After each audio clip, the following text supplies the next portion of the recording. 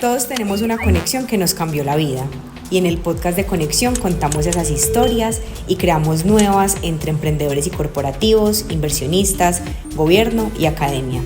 Y si una conexión lo cambia todo. Bienvenidos a este nuevo episodio de podcast en vivo en el marco de Conexión 2025, el evento de emprendimiento que está revolucionando el ecosistema emprendedor en Colombia. Uno de los temas que nos reúne estos 2 días acá en Medellín es la inteligencia artificial.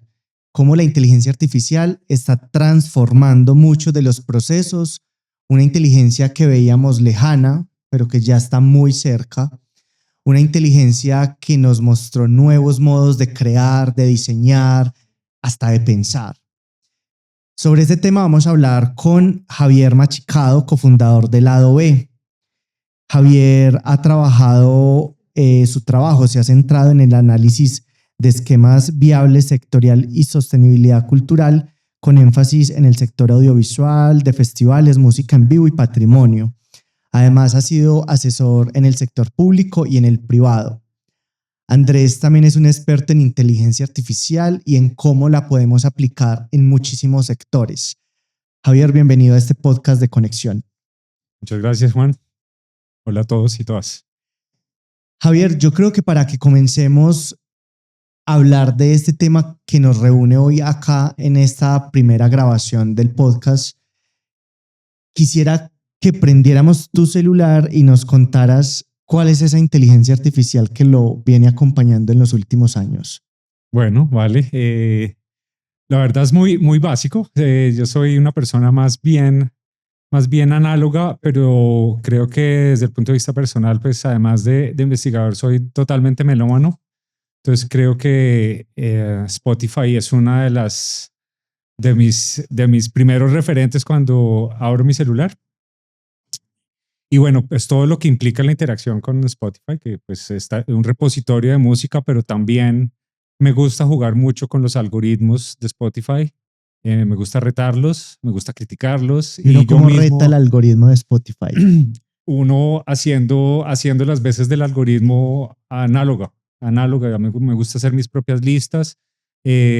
Me gusta como que a partir de mis listas Spotify también proponga cosas y me gusta decir que no me gusta lo que Spotify me propone. Uh-huh. Y empiezo a jugar un poco con el algoritmo y a entender un poco cómo funciona y cómo me puede funcionar a mí. Realmente como que es un ejercicio divertido.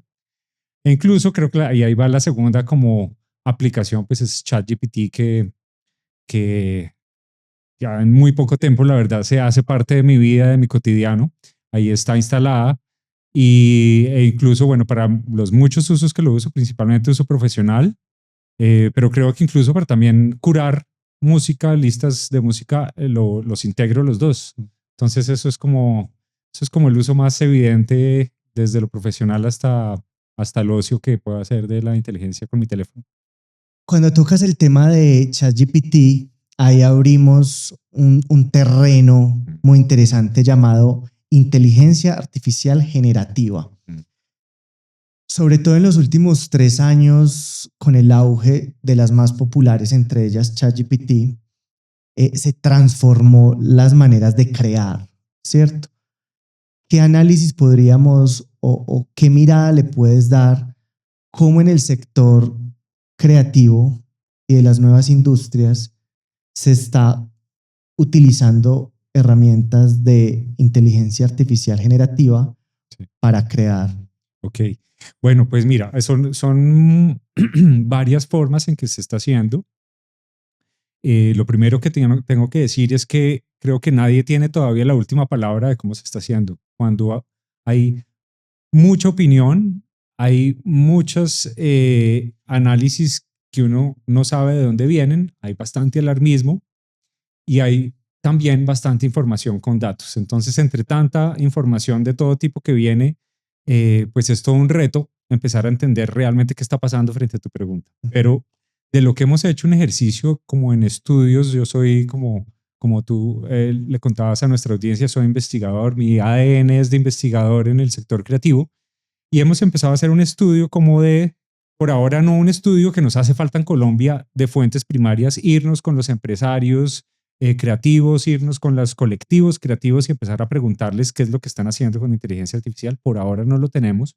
Lo que sí hemos hecho es mirar en otros lados del mundo, sin sorpresa obviamente, sobre todo ese hemisferio norte, pero también en Chile hay algunos ejercicios, y empezar a hacer como un paneo, como un estado del arte en el mundo de que, frente a tu pregunta, ¿qué está pasando? Y hemos llegado a las siguientes evidencias. Lo primero que tengo que decir, lo segundo ya, que tengo que decir es que la pregunta se vuelve interesante cuando no solamente consideras el acto creativo, los procesos creativos. Acordémonos que la creatividad pues es todo un ecosistema de valor. Por supuesto están los creadores, creadoras, hay producción, hay distribución, hay circulación, hay otros procesos de formación, procesos conexos, proveedurías y finalmente el consumidor y quien apropia los contenidos. En toda esa cadena, en todo ese ecosistema de valor, pues hay usos de la inteligencia artificial que siempre están en tensión. Entonces vámonos a la creación. Un poco en la creación lo que hemos visto es que, o lo que hemos visto a partir del estudio de estos otros ejercicios en los países, es que hay un gran uso de la inteligencia artificial para procesos de prototipado, ¿no? Prototipar en videojuegos, prototipar para incluso producciones audiovisuales, animaciones, diseño, temas de moda, etcétera. Se vuelve más fácil, más rápido y por supuesto menos costoso con la inteligencia artificial. Hay un uso en eso, para procesos de prototipado y llegar a primeros mínimos viables desde el punto de vista del diseño, de la creación. A partir de cierto momento y sobre todo para cierto nivel de la creatividad, pues ya es el creador, la creadora, el productor, en fin, quien sigue el proceso, pero para esa primera instancia, como de generar un primer prototipo, pues es muy, muy eficiente la inteligencia artificial. Quizás ese es un primer uso que me parece importante recalcar. Otro en la creatividad es para los usos más publicitarios y comerciales, ¿no? Quizás para productos o propuestas más independientes, más disruptivas y tal, todavía la inteligencia artificial, diría todavía, y con la gran interrogante de alguna vez lo hará, irrumpir y proponer propuestas innovadoras e disruptivas, eso todavía no sucede. Pero sí sucede, digamos, para música de ascensor o música para ambientar un restaurante, para ambientar una campaña publicitaria. Ya no necesitas, y esto tiene implicaciones en el empleo creativo, que es justamente el tema de la tarde, ya no necesitas contratar a un músico o una persona, un productor musical, sino que la inteligencia artificial te puede semejar bastante bien una producción o un contenido o una música ambiente para eso, un comercial de televisión, un ascensor, un restaurante, alguna tienda, etcétera. Y ese tipo de usos comerciales son rápidamente reemplazables con la inteligencia artificial. En ese proceso investigativo y curioso, ¿cierto?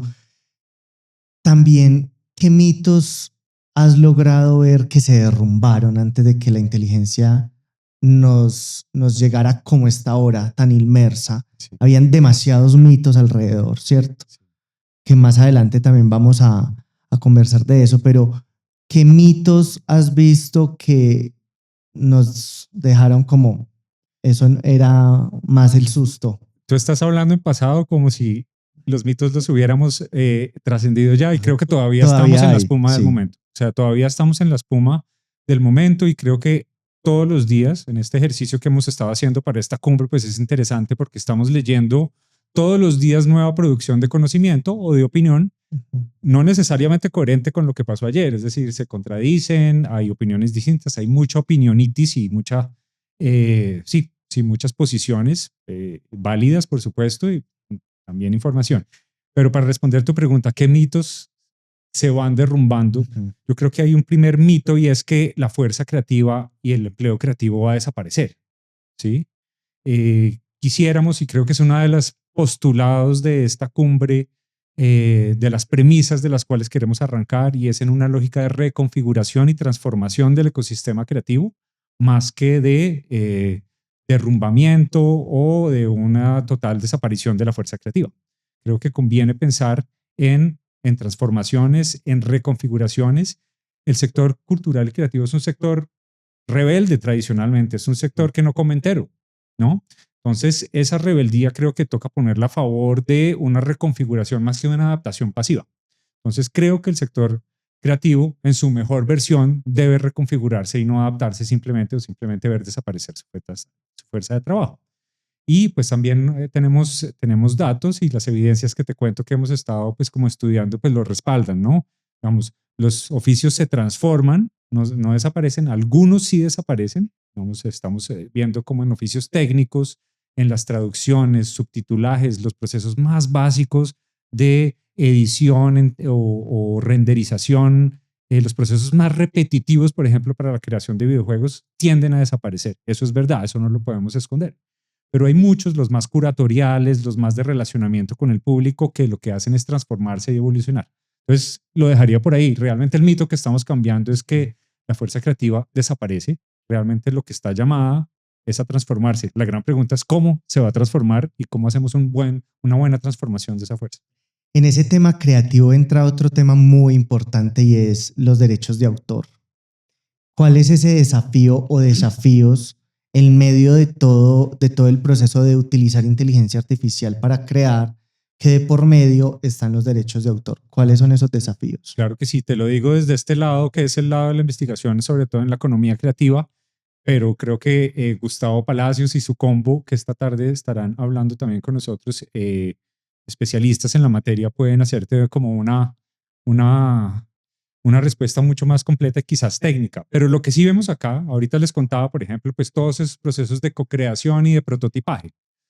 Muchos de eso se basa cuando, por ejemplo, se va a prototipar los muebles de una sala. Un diseñador que quiera prototipar un espacio como este, con estos, digamos, con estos paneles, etcétera. Cuando prototipa, lo hace con la inteligencia artificial, lo hace a partir de un acervo de imágenes existentes. Es un caso ya clásico, si se puede decir, muy reciente, pero ya clásico, pues todo el tema que hubo con Getty Images y la utilización de una de las plataformas de los agentes de la inteligencia artificial creo que las cifras son 20,000 fotos de Getty Images para proveer después nuevas imágenes con base en ese acervo. Entonces, cuando esta plataforma hizo la utilización y te puede proponer un setting para este podcast que estamos haciendo, pues lo está haciendo con base en unas fotografías, en una información y en un contenido que ha sido creado por creadores y creadoras y que no está siendo reconocido económicamente. Entonces, ese es el juego, creo que más importante. Sí es una herramienta fundamental para la co-creación, para el prototipado, pero la información a partir de la cual se hace y se establece ese vínculo y digamos, ese vínculo co-creativo se hace a partir de un acervo de contenidos y de creaciones que deben ser reconocidas y que en la gran mayoría de los casos no lo está. Muchas de las personas que nos están escuchando en este momento y que también nos acompañan hacen parte de sectores creativos, del sector empresarial, y muchos todavía tienen como esas dudas o esos sustos de enfrentarse a esta realidad que ya tenemos, ¿cierto? ¿Qué recomendaciones, Javier, les podrías dar para ingresar al mundo de la inteligencia artificial como aliada, no depender de ella, sino como aliada, que hay que ir despacio, ¿cierto? No es entrar mañana ya a que ChatGPT me haga todo, ¿cierto? Sino cómo creo esa relación. Siento que con la inteligencia artificial es como un noviazgo, Ajá. como conozcámonos despacio y a ver si me sirve o no. ¿Qué recomendaciones les das, por ejemplo, a estos sectores que todavía les da susto entrar al mundo de la inteligencia artificial? Sí, clave tu pregunta, y yo creo que en tu pregunta está un poco la clave. Yo creo que hagámoslo así, como un noviazgo donde nos tenemos que conocer de a poco, porque vamos a estar juntos o queremos estar juntos un rato. Creo que lo importante es, primero que todo, como una noción de que la inteligencia artificial es una herramienta más. De hecho, hay quien la llama una tecnología común o una tecnología normal, como desmitificarla como que es una irrupción tan grande que nos va a cambiar, digamos, desde todos los procesos del sector creativo hasta la realidad misma. Hay quienes toman distancia de esa posición y dicen, no, es una herramienta más, y como con toda herramienta hay formas de utilizarla, hay para quienes les funciona mejor, hay para quienes no les funciona, y hay usos específicos. Entonces yo creo que lo primero es como esa distancia de reconocimiento como una herramienta y no como una solución mágica, ¿no? O como una amenaza. Creo que ahí como en un distanciamiento y entenderla como una herramienta, y en esa medida, como con cualquier herramienta, hay que familiarizarse. Y como tú dices, probarla, a ver si me sirve para esto y en qué me sirve. Por ejemplo, para el prototipado. Puede que en el prototipado me sirva más, pero curatorialmente puede que sea muy débil. De hecho, hay muchas críticas frente a los procesos curatoriales que está haciendo la inteligencia artificial, en el sentido de que lo que hacen es, a medida que la inteligencia artificial se basa en un acervo de información ya disponible y no en futuros posibles, lo que hace es reducirte las posibilidades en la selección de contenidos, etcétera. Trabaja sobre lo ya existente. Entonces te va a proponer algo muy parecido a lo que ya sabes, ¿sí? De pronto curatorialmente, por ejemplo, no es tan interesante y tú ya dices, esta es una herramienta que aquí no me provee tanto, pues tanto valor agregado, pero en los prototipos sí, porque me adelanta un montón de fuerza. Yo creo que lo importante es esa distancia, entenderlo como una herramienta y saber esa herramienta que te sirve para abrir ciertas puertas y otras no. También ser muy consciente que no todas me sirven para todo, ¿cierto? Y no solo existe la que me ayuda a crear textos, por ejemplo, ni solo a crear imágenes. Es también yo siento que en ese proceso es identificar cuál es mi necesidad, para qué la necesito, ir al mercado a ver cuáles hay, ¿cierto? Sí, Es como ser muy consciente de esa relación que vamos a crear. sí, sí. De acuerdo, yo estoy de acuerdo. No soy un experto en inteligencia artificial, soy un investigador más bien del sector creativo, pero lo que vemos en la gente del sector creativo es que si con esa distancia que proponía ahorita como herramienta, exacto, lo empiezas a ver para qué procesos y qué tipo de herramienta te sirve para qué proceso, ¿no? Y cómo te está aportando o cómo te deja de aportar también, porque de pronto lo que hace es cerrarte ventanas de diversidad y de proposición y lo que te está haciendo es empobrecer el proceso creativo. Entonces creo que esa distancia sigue siendo necesaria para el proceso. En ese proceso de distancia también ser muy consciente que es una tecnología, ¿cierto? Que es una máquina más, porque cuando pues desde lo personal me ha pasado, yo no soy capaz de pedirle algo a ChatGPT sin saludar. O sea, siento que si no le digo hola, por Tienes favor, que darle los buenos días, si durmió siento que bien. como que me va a hacer el trabajo de mala gana. Sí, sí. Entonces le pregunté, estos días Sí, le sí, dije sí. y me dijo como, yo soy una máquina, ¿me puedes pedir el favor Sí, sí, sí. sin saludarme? Sí, ok. Entonces también como esa distancia y no sentir que estoy hablando con una persona, Sí, ¿cierto? sí. Como que ser muy consciente que hay detrás. Yo creo que ese es otro proceso como de uno quitar ese miedo a enfrentarse a estas tecnologías. Sí, es esa conciencia. Igual creo que tocas un tema muy interesante, es la personalización Sí. de la máquina y de la inteligencia artificial. Nos salimos un poco de lo que estamos conversando, pero pues estábamos hablando justo antes de entrar con un colega sobre la capacidad de la inteligencia artificial para leerte. Ya hay una cosa que se llama el Rabbit, que es una cosa que tú te cuelgas acá y te va leyendo y te va escuchando las conversaciones y las interacciones con lo humano y lo humano que tienes a lo largo del día, y al final te puede hacer como una especie de diario interpretativo de las conversaciones que tuviste, de los momentos energéticos que tuviste, etcétera, y casi que empieza a ser un alter ego virtual y de inteligencia artificial que te va a conocer tan bien en cierto momento que tú puedes mandar como, mira, esta reunión yo no estoy disponible, pero te voy a mandar a mi clon artificial que ya sabe a tal nivel cuál es mi cuento, interactúa tan parecido a mí que podría hacerlo. Ya estamos en los límites, obviamente, de lo que puede pasar y de los usos y de esa personalización, pero con más veras, por este tipo de desarrollos que se pueden dar, creo que esa distancia siempre es una distancia sana. En ese proceso de futuro, ¿qué crees que son esos retos o a qué nos vamos a enfrentar el sector creativo y emprendedor frente a la inteligencia artificial? La primera yo le pondría dos claves, son muchas, pero pondría dos claves. La primera son las capacidades, es decir, creo que eh, como hablábamos que esto es una herramienta, para usar cualquier herramienta se necesitan capacidades para poder usar. La herramienta por sí misma no va a solucionar temas, o si lo soluciona de manera estandarizada, digamos. Quizás el resultado no es el resultado que tú quieres en función o no es el mejor resultado. Entonces creería yo que el primer reto es usar de manera consciente, a través de capacidades generadas para interactuar con la inteligencia artificial y no tomarla pasivamente. Creo que eso es uno de los principales retos del sector creativo, entender cómo se usa y lograr unas capacidades de tal forma que se interactúe con ella y no se absorba pasivamente con el consecuente empobrecimiento de los contenidos y los productos y servicios creativos. Creo que ese es el primero. Y el segundo, definitivamente, que hemos estado viendo es pues casos más en donde se ponen, por supuesto, en peligro o en riesgo el mercado laboral, los empleos creativos, los derechos de autor que ahorita hablábamos, etcétera. Sí hay fronteras que se están franqueando, donde hay pues peligros latentes para los creadores, para quienes tienen trabajos creativos, etcétera. Y aquí, pues, además de las capacidades, se necesita o se debe pensar quizás en regulación, en por lo menos políticas públicas que puedan pensar el problema integralmente y regular cuando así sea necesario para proteger el derecho a trabajo, el derecho de autor, como decíamos, etcétera. Creo que el segundo reto es articular los interesados, ministerios de cultura, educación, MINTIC, las instancias en regiones, sector privado, etcétera, articularse para una estrategia de sector y una posición de país y de sociedad frente a la inteligencia artificial.